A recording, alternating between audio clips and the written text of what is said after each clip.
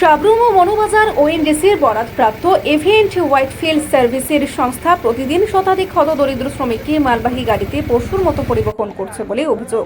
সকাল থেকে সন্ধ্যা পর্যন্ত এই বিপজ্জনক যাত্রা চললেও প্রশাসন ও পুলিশ নীরব দর্শক।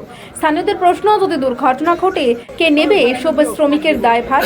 ট্রাফিক আইন মানতে সাধারণ মানুষকে কঠোরভাবে জরিমানা করা হলেও শ্রমিক বোঝায় এসব গাড়ির বিরুদ্ধে কোনো পদক্ষেপ নেওয়া হচ্ছে না বলে ক্ষোভ বেড়েছে স্থানীয়দের মধ্যে।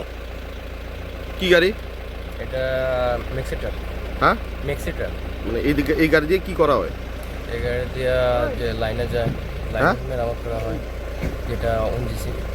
ওএনজিসিতে ভাড়া? হ্যাঁ। কি নিয়ে যাইতাছো এখন? এখন কেবল পার্টি নিয়ে যাচ্ছে। মানে লোকজন নিয়ে যাইতাছো? পিছনে সব গাড়িতে লোক থাকে? হ্যাঁ। কতজন থাকে? 10-12 জন। হ্যাঁ, 10-12 জন থাকে। তো এই যে গাড়িটা কি মানুষ যাত্রী নেওয়ার জন্য না মাল গাড়ি? এটা মাল গাড়ি। তো তুমি যে যাত্রী নিয়ে যাইতেছো, এটা কি বৈধ না অবৈধ? অবৈধ ঠিক আছে, কিন্তু এখন তো যেতে তো হ্যাঁ, যেতে তো হবে। মানে গভর্নমেন্ট যে তোমার যে এটা যে রেজিস্ট্রেশনটা দিছে, এটা কি কারণে দিছে?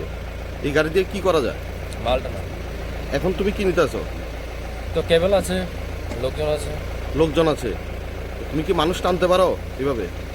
মানুষ টানতে পারে না, ঠিক আছে, তাহলে মানুষগুলো যাবে কি করে? যে কেবলটা যে সাপ্লাই করবে, এটা তোমার দায়িত্ব নাকি এটা তাদের দায়িত্ব? তাদের দায়িত্ব। তুমি তোমার এই গাড়িতে তুমি কেন নিচ্ছ? এই গাড়িটা প্রোভাইড করেছে, তাই তোমার গাড়িটা তো মাল গাড়ি, তুমি এটা দিয়ে কেন মানুষ নিচ্ছ? আমাকে যেটা বলেছে আমি সেটাই করছি। রিপোর্ট সংবাদ প্রতীক্ষা।